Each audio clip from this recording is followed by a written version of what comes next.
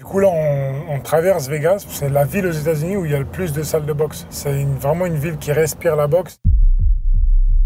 Bonjour, bienvenue pour ce nouvel épisode de Ma routine mon frigo. Aujourd'hui, direction Las Vegas. On va passer une journée complète avec notre Frenchie poids lourd Tony Yoka et vous partager sa préparation avant son prochain combat. Salut iPro, c'est Tony pour Ma routine mon frigo. Bienvenue à la maison, on va passer la journée ensemble. Vous me suivez ?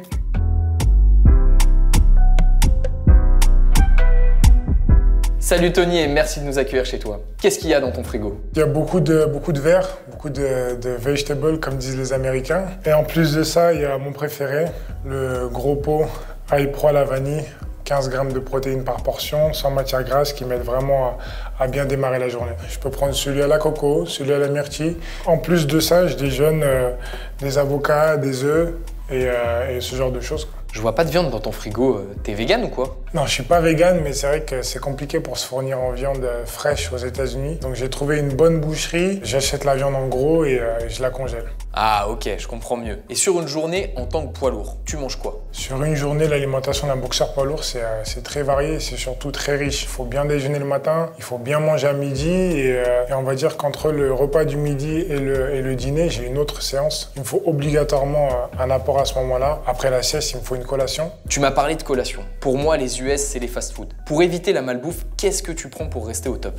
Alors en collation, moi je prends la bouteille iPro à la mangue, c'est ma préférée. Celle-ci, elle a 25 grammes de protéines par bouteille. Quand on s'entraîne, on casse de la fibre musculaire et on a besoin d'injecter dans nos muscles des protéines pour qu'elles se reforment. Attends, je vois de la protéine de partout là. Tu varies un peu quand même. Je suis un viandard comme on dit, donc je mange de la viande midi et soir, mais par exemple je vais prendre beaucoup de féculents à midi parce que je sais qu'il va me rester une grosse séance en fin de journée et le soir je vais plutôt dîner pas mal de légumes pour éviter de prendre du poids et que ça reste dans l'estomac. C'est organisé, c'est varié, mais dans tout ça, il y a bien un aliment que tu es obligé de manger alors que tu le détestes. En vrai, c'est un peu tous les légumes que je suis obligé de manger et on va dire j'ai vraiment fait un effort dessus depuis que je suis arrivé aux États-Unis. Tu vois, les brocolis, c'est pas forcément quelque chose qui me fait rêver, mais je suis obligé d'en manger parce que c'est bon pour moi tout simplement.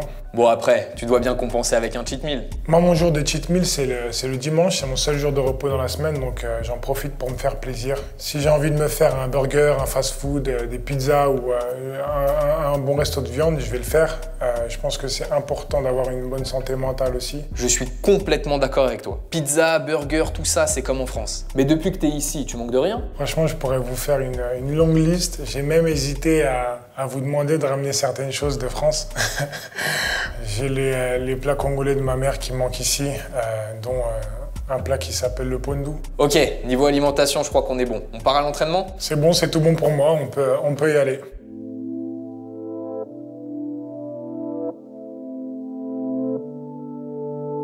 Waouh, Tony, c'est une salle pour Michael B. Jordan là. Là, on est dans ma salle d'entraînement, donc ça fait 2 mois que je suis dans cette salle depuis que j'ai déménagé à Vegas. Je me sens chez moi dans cette salle. Chaque boxeur qui s'entraîne ici a ramené le drapeau de son pays et donc j'ai rajouté celui de la France à la collection.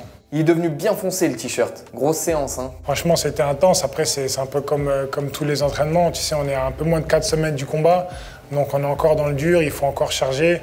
Et rien n'est gagné, rien n'est joué pour le combat, il faut encore aller chercher la victoire. Ton coach, il la ramasse, hein. Il va pouvoir t'entraîner demain? Demain, il est repos, parce que demain, j'ai sparring, donc c'est moi qui vais me faire matraquer demain. Bon, ça va, je suis soulagé. Tu t'entraînes combien de fois par jour? Normalement, 2 entraînements par jour. Il y en a un qui est plus axé sur la boxe, donc le matin, soit sparring, soit leçon, sac, etc. Et l'après-midi, on est vraiment basé sur du physique. Là, cet après-midi, j'ai natation. Donc ça va taper dans le cardio et... Attends, tu nages? Un gars costaud comme toi, ça flotte? À ma grande surprise, quand j'ai rencontré pas mal de mecs de l'équipe de France de natation au JO, j'ai vu qu'ils étaient super grands, super élancés, qu'ils étaient tous baraqués, donc je me suis dit pourquoi pas moi. Donc j'ai pris quelques cours de natation et maintenant je suis pas mal. Je prends note pour la natation. Sinon, c'est quoi la qualité la plus importante pour un boxeur? La qualité la plus importante pour un boxeur, elle n'est pas physique. Je pense qu'elle est mentale. Il faut accepter de prendre des coups. Ça ne s'apprend pas généralement. C'est soit tu l'as, soit tu l'as pas. Savoir encaisser des coups, ok. Mais la pression, comment tu la gères? Niveau pression, c'est dur. Hein. Avec les années, ça devient un boulot en fait. C'est mon travail maintenant. Je sais que je pars aux États-Unis 2-3 mois avant le combat. Je fais ma préparation, voilà, c'est mon travail, j'ai un rythme de vie. Mais c'est vrai que la pression, elle est constamment présente et on va dire qu'elle monte crescendo jusqu'au combat. Et c'est donc cette ambition qui nous amène ici? Depuis tout petit, j'ai toujours rêvé d'être boxeur. Donc je me suis dit, écoute, je vais faire les Jeux Olympiques, je vais gagner les JO et je passerai pro aux États-Unis parce que mon boxeur de référence était Mohamed Ali. À cette époque-là, tous les champions du monde poids lourds, ils étaient américains. Donc ça a toujours été un rêve pour moi et avoir cette ambition-là, je me suis toujours dit, moi je passerai pro aux États-Unis. C'est plus clair, les States, c'est une évidence. Après, qui dit States, dit gros son. Comment ça se passe la musique pendant les entraînements? C'est le premier arrivé, premier servi en vrai. Moi, pas mal de fois, je leur mets de la musique française. Mais si un gars est pas d'accord, ça part en sparring? On va dire ils sont plutôt sympas avec moi. Comme je suis le poids lourd de la salle, quand j'ai envie de mettre de la musique, je la mets.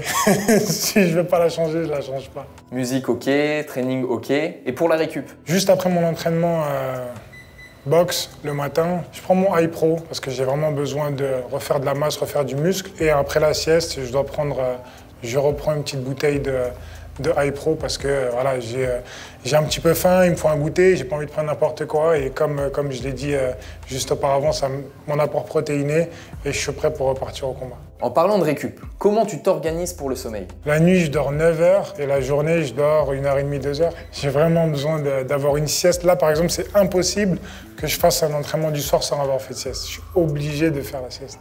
Ah ouais, t'es un gros dormeur. Bah on va te laisser siester et on se retrouve après. À tout à l'heure.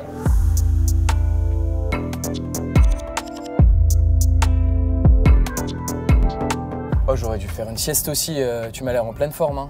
La sieste est bien passée, ça m'a fait du bien parce que, comme je te l'ai dit, entre 2 entraînements, j'ai besoin de me régénérer. Parfait, alors où est-ce qu'on va? Du coup là, on traverse Vegas, parce que c'est vrai que moi j'habite de l'autre côté et je vous emmène dans un de mes spots préférés.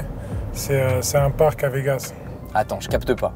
On est à Vegas, il y a plein de casinos, tu m'emmènes dans un parc? C'est la ville aux États-Unis où il y a le plus de salles de boxe. C'est vraiment une ville qui respire la boxe. Tous les plus gros événements de boxe dans le monde, 90% se passent à Vegas. Et à part la boxe, t'as quand même bien d'autres passions? Je joue beaucoup aux jeux vidéo tous les jours. Ça me permet de me connecter aussi avec la France parce que quand je joue, je suis en partie vocale avec des amis qui sont en France et ça me fait du bien. Moi, perso, quand je play, il y a toujours du son derrière. Il y a quoi dans ta playlist? Moi, comme je t'ai dit, j'écoute vraiment de tout. Je peux passer d'un rap français très dur à du Céline Dion. Ça impacte directement mon caractère, tu vois. Du Céline Dion? Tu vas pas nous mettre du Si tu m'aimes encore en entrée de combat? J'ai pas d'idée sur la musique d'entrée, parce que c'est vrai que je la change à chaque fois.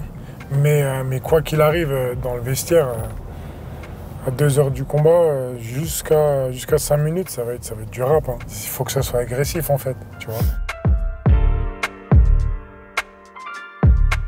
Ok, le soleil, les palmiers. Je comprends pourquoi tu nous as amenés ici. Franchement, c'est l'endroit parfait pour s'évader un petit peu. Moi, j'aime bien venir ici avec ma bouteille UHT. Je peux la transporter avec moi partout. Il fait hyper chaud à Vegas, mais elle se conserve à température ambiante. Encore une bonne raison de venir profiter du soleil américain. T'as toujours voulu être boxeur d'ailleurs? En fait, je suis né dans la boxe pratiquement. Mon père était boxeur, il a boxé en Afrique, il a boxé en France. Donc je viens d'une famille de boxeurs. J'ai une dernière question et je te laisse mettre tes brassards pour la piscine.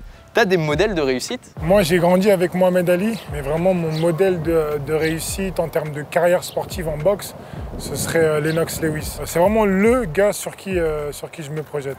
Monsieur Tony Yoka, merci beaucoup pour cette journée, ce jet lag et tous ces conseils. Max de force pour la fin de ta prépa et pour ton combat le 14 mai. Merci à vous et merci d'être venu jusqu'à Vegas suivre ma préparation.